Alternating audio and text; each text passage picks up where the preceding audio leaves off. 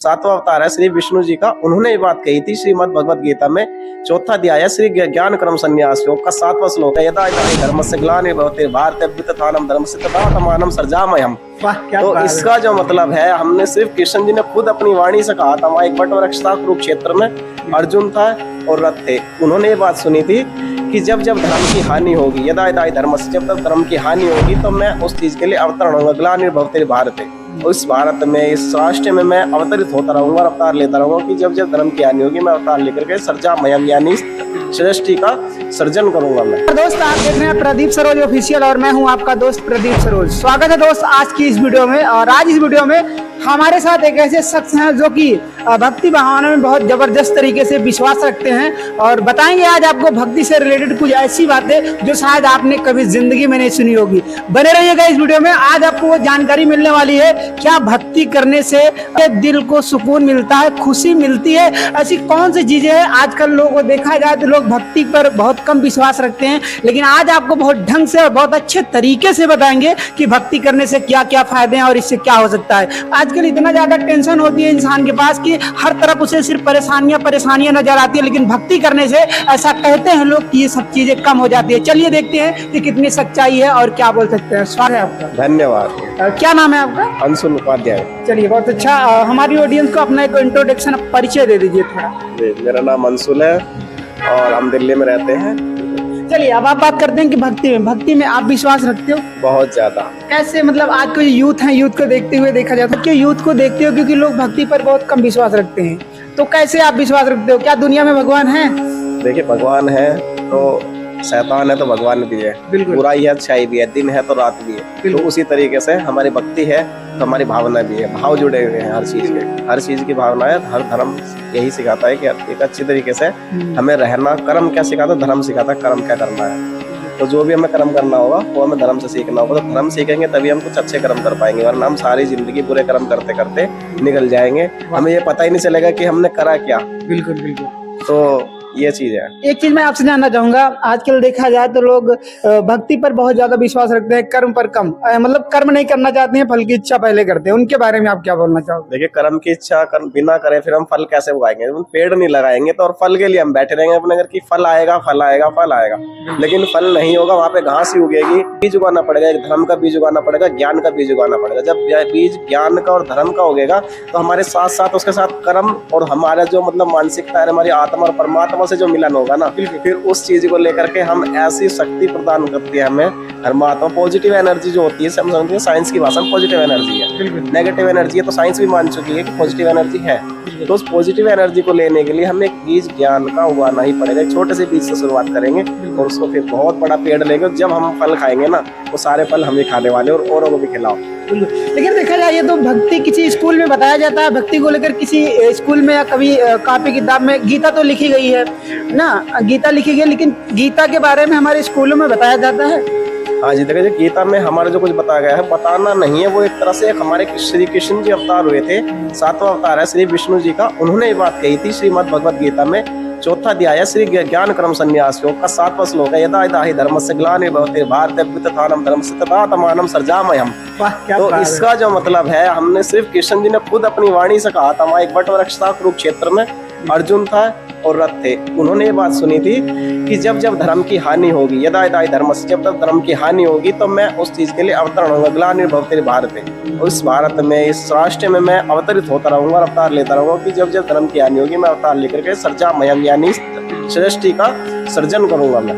तो ये जो सर्जन करता है, ये हमारे सिर्फ यही है कि जो सर्जन करने के लिए आते हैं, सर्जन करता ही हमारी जो पॉजिटिव एनर्जी है, यही है। ये सब ज्ञान आपको कहाँ से मिलता है, कौन बताता है? देखिए, वही मैंने बताया ना कि खेत में पहले ही बीज उगाना होता है। बीज उगने के बाद में जब पेड़ बनना स्टार्ट होता है, हमको सींचते हैं, फल देंगे, खाद देंगे, पानी देंगे, उस फल को हम बड़ा करेंगे। इस तरीके से हम ज्ञान में भी हम उसी तरीके से मेहनत करनी पड़ती है। बिल्कुल बिल्कुल। ज्ञान लेना पड़ता है। ज्ञान हमें कौन देता है? धर्म देता है। धर्म से हम ज्ञान लेंगे, कोई भी चीज का, किसी भी तरह का धर्म हो, ज्ञान हमें धर्म ही देगा। वो ही हमें बताएगा कि क्या अच्छा है क्या बुरा है। कर्म हमें करने के लिए पहले धर्म को जानना हो।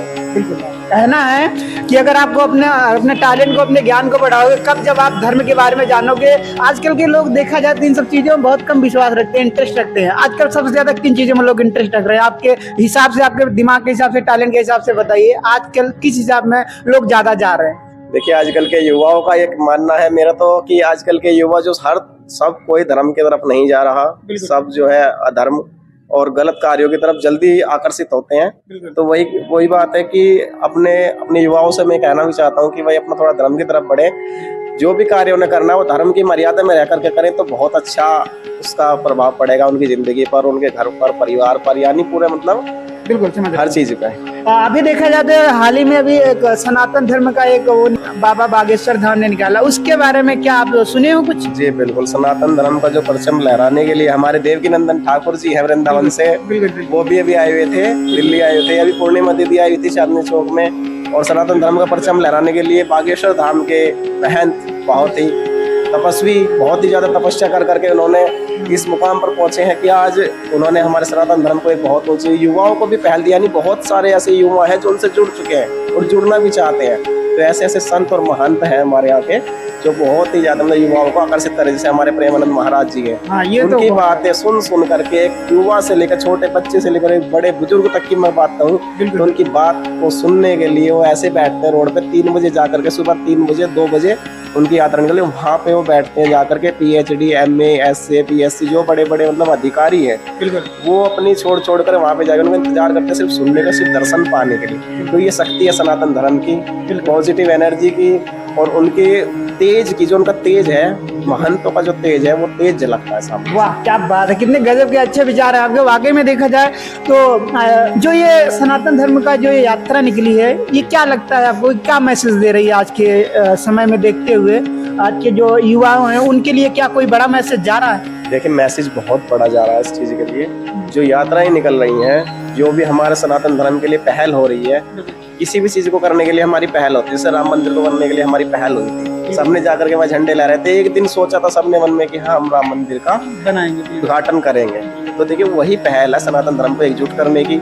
जो सनातन धर्म बटा हुआ है जातियों में, धर्मों में, एक तरह से बटा हुआ, और फिर इसको ऊपर करके उन्होंने ज्ञान की कमी होने के कारण उन्हें धर्म परिवर्तन तक की संभावना आ जाती है। फिर इसमें हिंदुस्तान में बहुत सारे ऐसे वो राज्य हैं हमारे पास जो सिर्फ हिंदू धर्म के बचे हैं। बाकी हमारा पूरा एक देश भी अभी नहीं बचा है। बांग्लादेश, भूटान और जैसे जम्मू कश्मीर जैसे कुछ हिस्से हैं, कैराना शामली, जहाँ से उनका वहाँ पे समापन हुआ है। तो इस तरीके से ज्ञान की कमी होने के कारण ऐसा हो रहा है। अगर ज्ञान हो, सब एकजुट रहें, तो ये सारी पहल जितनी भी हैं सारी इसको एकजुट करने की, धर्म को एक महानता की ओर ले जाने की पहल है। मतलब देश बदल सकता है, देश बदल सकता है, बिल्कुल बदल रहा है। बिल्कुल बिल्कुल ऐसा मुझे भी लग रहा है, क्योंकि आज के कुछ समय पहले ये सब नहीं हुआ करता था। आज के कुछ समय पहले जो सनातन धर्म का यात्रा निकली ऐसा कुछ नहीं हुआ करता था, लेकिन आज देखिए बाबा बागेश्वर धाम जो कि काफी मेहनत करते हैं और पैदल चला करते हैं, देखते हैं रोड पर कितना जबरदस्त जाम लग जा रहा है, जाम लगा हुआ। तो ये सब एक देखा जाए तो हिंदू सनातन धर्म को आगे ले जाने के बारे में सब तैयारियां चल रही है। क्या लगता है आपको? अगर भाई की बातें कुछ आपको समझ में आई हो तो कमेंट बॉक्स में अपनी राय जरूर दीजिएगा। हमारी ऑडियंस को कुछ कहना चाहोगे आप? जी मैं यही कहना चाहूंगा कि सनातन धर्म सर्वोपरि सर्वोत्तम धर्म है, क्योंकि इस धर्म के अनर्थ अलग कोई भी धर्म हमें यह नहीं बता सकता कि सूर्य ग्रहण, चंद्र ग्रहण कब होगा। तो यानी हमारी जो पढ़ाई है साइंस को भी उससे भी आगे बढ़ चुकी है। नवग्रह आज हमें बता रहे हैं साइंस की, आज है नवग्रह पर जो हम पढ़ाई है उनकी हम कब से कर चुके हैं। नवग्रहों के बारे में पूरे मतलब ब्रह्मांड का जो हिस्सा है वो हमारे धर्म ग्रंथों में स्पष्ट लिखा हुआ है कि इस दिन चंद्र ग्रहण पड़ेगा। कोई भी धर्म आपको ये नहीं बता सकता, इस्लाम कोई भी मतलब ये नहीं बता सकता कि आपको इस दिन चंद्र ग्रहण पड़ेगा। लेकिन हम एक टाइम, यानी नासा की जो ऑब्जर्वेटरी है उसने हमारे साइंस को हमारे ग्रंथों से मिलाया, तो एक मिनट और एक सेकंड का उनका बिल्कुल मिलान हो चुका था। तो वो भी इस चीज को देख करके वो हैरान में थे। इतने सारे ब्रह्मांड की जो संरचना है वो सारे ग्रंथ, इनके ग्रंथों में सब कुछ सम्मिलित है। और ऐसा कोई धर्म बताइए मुझे कि वो आप बता सके कि आपको सूर्य ग्रहण कब पड़ेगा। लेकिन हम सनातन धर्मी होने के गर्व से हम कहते हैं कि हम आपको बता सकते हैं कि किस चीज को, कौन सा सूर्यमंडल, कौन सा ग्रह, कौन सा नक्षत्र किस स्थिति में कहाँ पर है। और वहां ना मिले तो अमेरिका भी इस चीज को मान चुकी है। बिल्कुल बिल्कुल क्या बात है। इतना देखें अभी जैसे कि बहुत अच्छे तरीके से बता रहे हैं आपको कि सनातन धर्म के बारे में। दोस्त वाकई में देखा जाए तो सनातन धर्म में बहुत बड़ी सच्चाई है। थोड़ा सा हम धर्म के खिलाफ कुछ बात कर सकते हैं आपसे धर्म से रिलेटेड? जैसे कि हिंदू और मुस्लिम ये दो धर्म ज्यादातर हमारे समझ में आ रहा, बाकी तो कई धर्म है, लेकिन हिंदू और मुस्लिम सबसे ज्यादा चलता है इंडिया में। तो हिंदू और मुस्लिम का क्या मैटर है जो कि हिंदू मुस्लिम ज्यादा ये हो रहा है, थोड़ा बताइए इसके। देखिए थोड़ा सा कट्टरवादी इंसान सभी धर्मों में है। इस्लाम भी सभी हम बुरा नहीं कहेंगे, इस्लाम धर्म हम बुरा नहीं कहेंगे। इस्लाम धर्म को मानने वाले जो कट्टरवादी लोग हैं उनको हम बुरा जरूर कहेंगे, क्योंकि वो ही जो भड़काने का कार्य करते हैं। कुछ नेता राजनीति भी है और कुछ हमारे हिंदू धर्म को भड़का करके, सनातन धर्म को बढ़ा करके आपस में लड़ाई झगड़े का माहौल बनता है। जैसे आप कह सकते हैं कि आप घर में ही अपने बहन भाइयों को ले लीजिए, बच्चों की लड़ाई झगड़े मोहल्ले के, फिर बड़े होकर के राष्ट्रीय मेरेज में, तो ये सब है। अब ये देखिए कि बहुत सारे जो झगड़े पहले चलते थे अब काफी शांत है माहौल, और जो चला हुआ भी है भूटान में भी चला हुआ है हिंदुओं के खिलाफ, वहाँ काफी वहाँ पे रश है, रोष हो रहा है कि वहाँ पे भी यात्राएं निकल रही हैं हिंदुओं के खिलाफ, और अब हिंदुस्तान में भी यात्राएं निकलनी स्टार्ट हुई हैं। तो ये कट्टरवादी लोग जो हैं, जिहादी हैं, लव जिहादी आतंकवादी हैं, ये सब मजहबवादी जो हैं, इन सब चीजों का हमें खंडन करना चाहिए। इन सब का साथ देना, हमें किस चीज को धर्म से नहीं जोड़ना चाहिए, ना ही इस्लाम से, ना ही सनातन धर्म से। ये जो कट्टरवादी लोग हैं सिर्फ राष्ट्र का विनाश चाहते हैं और कुछ नहीं। एक चीज मैं आपसे जानना चाहूंगा, आज देखा जाए तो आप सुने होंगे कि इंडिया गेट और कुतुब मीनार और ताजमहल, इंडिया का ऐसा कोई नाम बताइए जो ऐसे कुछ फेमस हो, पता है आपको? जी बताइए। जैसे आर्यवर्त है, हमारे इंडिया का भारत नाम है, भरत नाम से है। इंडिया का नाम पहले सबसे पहले भरत के नाम पर भारत पड़ा था। तो जैसे दिल्ली बसी थी, जब सबने राज किया था यहाँ पर दिल्ली आकर के, सबसे पहला राज यहाँ किसने किया था? इंद्रप्रस्थ को किया था पांडवों ने राज। सबसे पहले जब 5 गांव मांगे थे दुर्योधन ने, महाभारत में हमारे उल्लेख है इसका, उल्लेख बड़े विस्तार से है कि दुर्योधन ने हस्तिनापुर से कह गए कि उन्हें 5 गांव नहीं मिलेंगे तो इंद्रप्रस्थ में आकर के अपनी राजधानी बनाई थी। तो इंद्रप्रस्थ जब राज पांडवों ने किया तो श्री कृष्ण भी उनके साथ रहे थे, और उनका राज करते करते उनका राज इतना बड़ा कि वहाँ पे सभी मुगलों ने भी आकर के राज किया। राजधानी आज तक भी हमारी दिल्ली हमारी राजधानी के नाम पे देश की राजधानी बनी हुई है।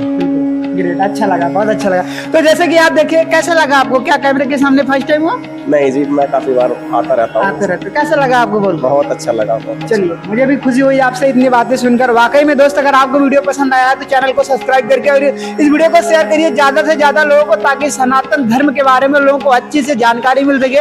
वक्त बहुत कम है, वरना बहुत अच्छे तरीके से बात होती। अगर आप लोग कमेंट करते हो तो मैं भाई से दोबारा बात करूंगा और मिलूंगा डिटेल में। हर एक चीजें सनातन धर्म से रिलेटेड, हर एक उस टॉपिक पर बात करेंगे जो आप कमेंट करेंगे। लेकिन इसके लिए कमेंट करेंगे, उसके बाद करेंगे। वीडियो कैसा लगा कमेंट बॉक्स में जरूर बताइए। फिर मिलेंगे किसी और वीडियो में, तब तक के लिए जय हिंद, वंदे मातरम।